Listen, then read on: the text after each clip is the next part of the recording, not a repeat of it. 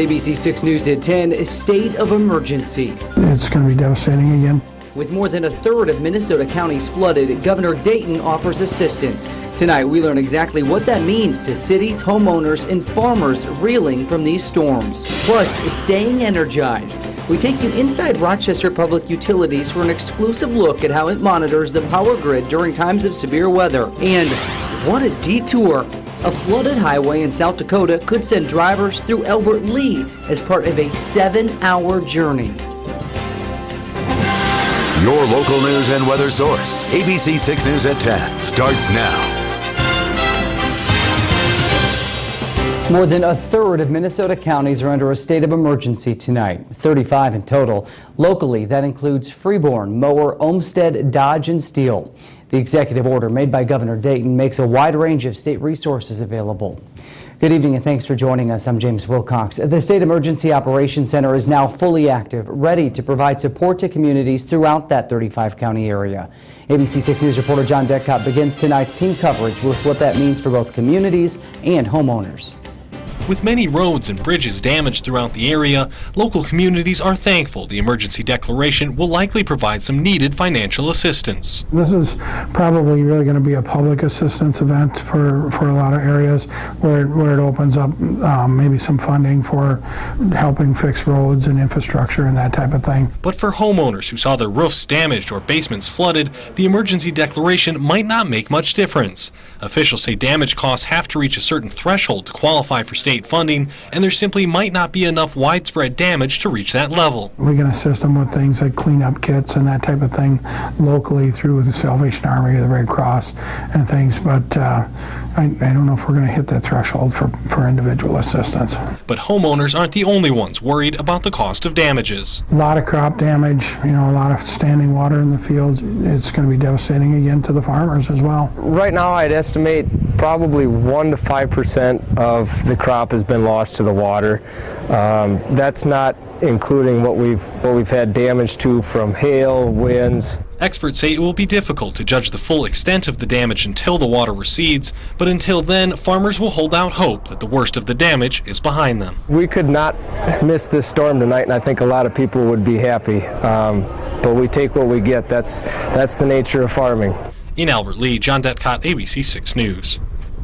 Officials in Freeborn County say they're currently working to calculate the total cost of the damage to figure out if they'll qualify for state aid. It is something we are seeing more and more of with all this rain.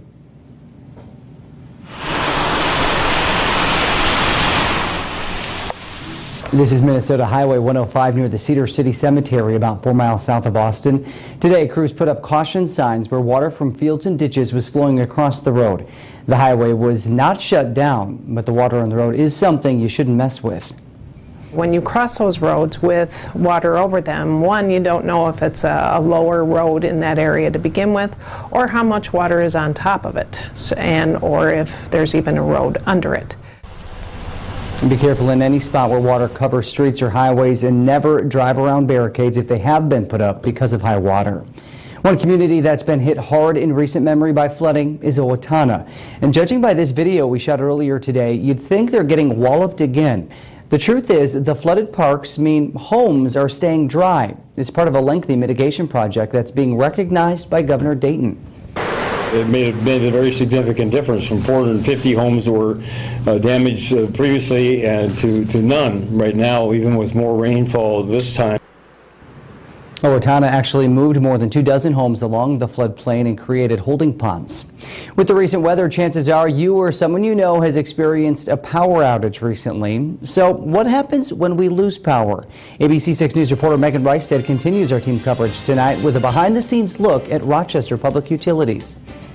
We've lost power quite a few times with the storms. With recent severe weather, southeast Minnesota is no stranger to power outages. Well, last night we lost power in the middle of the night. So what happens when the power goes out? In Rochester, when you pick up the phone to report an outage, on the other end of the line is the largest municipal utility operation in Minnesota. There's a lot of things behind the scenes that go on. This is the System Operations Room at Rochester Public Utilities, the heart of the operation, equipped with a map board, weather tracking, and outage system. It takes a lot of different people from within the organization to address a power outage. A weatherproof room, staffed 24/7, 365 days a year. 50 customers or 1,500, you still need all those resources and people available. Power outages are located in one of two ways: an alarm system inside the system operations room or calls from the community. And when a power outage location is identified,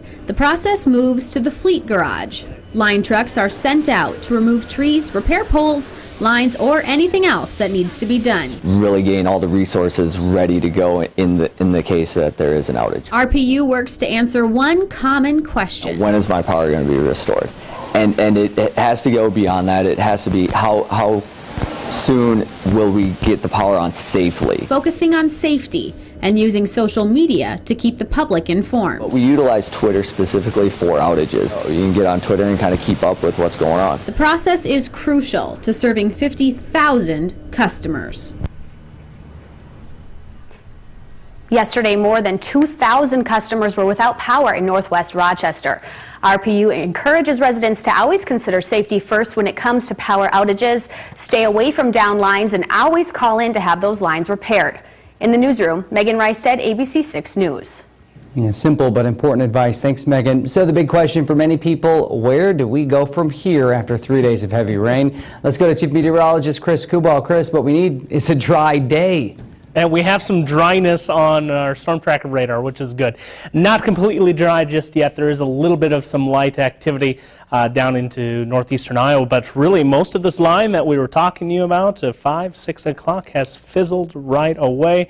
A little bit maybe still trying to bubble up just southwest of, say, Owatonna down towards Clarks Grove and New Richland, and a little bit down towards Cresco and Lime Springs too. That is going to be about it. Now, as we take a look at rain vision, this is estimated rainfall by our radar. The greens start getting close to an inch, and this is in the last 6 hours.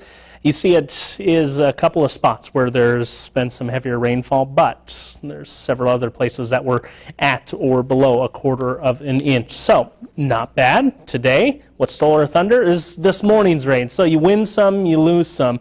It's kind of the net effect. Is there really a difference? Not really. But over the last 6 days, check out these marks. These are rainfall totals from the airports in their respective cities. Some places getting very, very close to 7 inches. And I know some of your reports at home, there are likely some isolated spots that have eclipsed that mark. There goes that fizzling of that line. It's almost out of here. Maybe 1 or 2 things trying to pop up from here on out from now through midnight, but for the most part, we're done with the rainfall. 68 degrees is the temperature. The humidity is at 94%. Flood warning still out there, but less, if you remember. We've seen it at 5 and 6. We're going to talk about those river stages coming up in your full forecast, where they are going, and also what is ahead for Friday. Thanks, Chris. And you know, these storms we've had reaching far beyond just our area. Over the last 3 days, there have been 21 tornadoes in the Midwest, 15 of those just in South Dakota. Another set of twin tornadoes tore through small open towns in South Dakota late Wednesday. This one hit Wessington Springs. You can see it hitting an electrical substation, sending sparks into the air there. 2 people were hurt, and most of the town is now gone.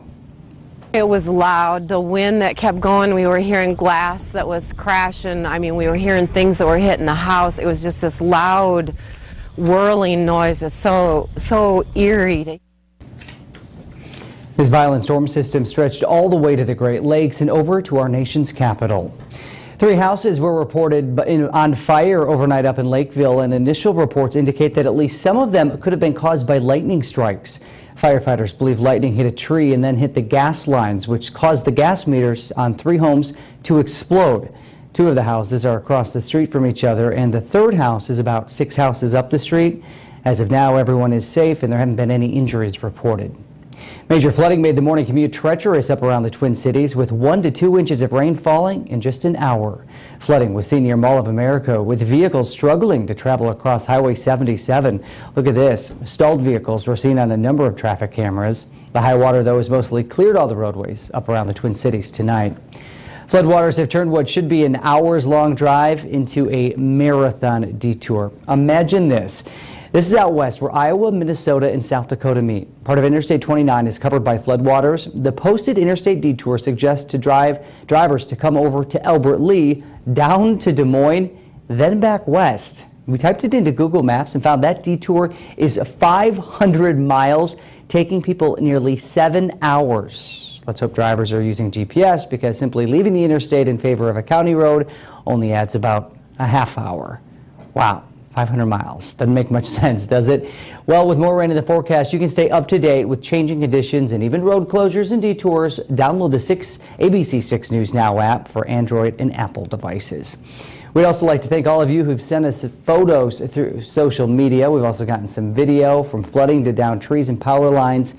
We really do appreciate all that you've sent to us. If you'd like to send in more pictures, we have hundreds of them posted on our Facebook page. You can do that. You can also look at the ones that we posted by going to facebook.com/KAALTV. Stay with us. We have new surveillance video tonight to show you as police investigate a burglary at a Rochester tattoo parlor. Plus, details on a massive child porn bust, one that didn't just lead to arrests, but the rescue of children. You're watching ABC 6 News at 10 with James Wilcox, Laura Lee, Storm Tracker 6 Chief Meteorologist Chris Kubal, and Sports Director Caleb Ostrander. A Rochester business owner is taking to social media to find out who robbed him. This is a surveillance video from Rochester Tattoo on South Broadway. The co-owner posted a photo of the suspect to the ABC 6 News Facebook page in hopes of helping identify the man. Here's a better look. We're told $5,000 in cash and equipment was stolen last Friday. Police do have the surveillance video, and we're told they are investigating, so if you recognize the man, you're urged to call police. Tonight we have some answers after many of you reached out to us asking about a police situation at Kearney Auto in Austin. The Moore County Sheriff tells us deputies and Austin police officers went to Kearney's this week to serve court papers. The sheriff wouldn't give specifics, but says this is not part of a criminal investigation and the company was not shut down by law enforcement. A Minnesota landlord is now charged with murder, accused of setting his roommate on fire. 29-year-old Adam Lilienthal is facing 3 counts of second-degree murder in the death of 55-year-old Scott Yorick. Yorick died after being doused with an accelerant at a home in Andover Tuesday and burned over 80% of his body. Police had responded to the home earlier in the day for a dispute between the two men, but they left after the men had agreed to separate for the night. Now to a massive child pornography bust just north of the border. 40 police agencies across Canada worked together to coordinate the rescue of 5 children and arrest 150 people. Authorities say Operation Snapshot 3 collected almost 2 million images of child porn that was all available online. These images are not simply children having a bubble bath. They are clearly children that are in a situation where they are being sexually assaulted. The suspects face a combined 350 charges. Canadian authorities say evolving technology makes it easier for sex predators to find, store, and share videos and pictures. They add that parents are the #1 defense in keeping kids safe. New word from President Obama today about what role the U.S. will play in the worsening crisis over in Iraq. As U.S. fighter jets fly surveillance missions across Iraq, gathering intelligence and searching for armed militants, President Obama met with his national security team and then laid out plans for dealing with the crisis over there. American forces will not be returning to combat in Iraq, but we will help Iraqis as they take the fight to terrorists who threaten the Iraqi people, the region, and American interests as well. President Obama did say that the United States would be prepared to send up to 300 military advisors to help train Iraqi forces. He also indicated the U.S. would help with limited and targeted airstrikes if events on the ground warranted. A potentially deadly mistake made by the very people charged with keeping us safe. A worker at the CDC in Atlanta may have exposed their coworkers to anthrax. 75 people are now being monitored very carefully. Agency officials say samples of the bacteria were not properly inactivated before being transported from lab to lab. Stay with us. Do you know a young person that is a bit of an overachiever? We want to give them some cash. Plus, after leading a local track team for more than a decade, an area coach is calling it quits. Those details a little later in sports. Rain is wrapping up. We're in for a dry overnight. Dry tomorrow. What is going to happen in between, though? There's something that I'm not showing you on this map I need to discuss with you. What that is, coming up next.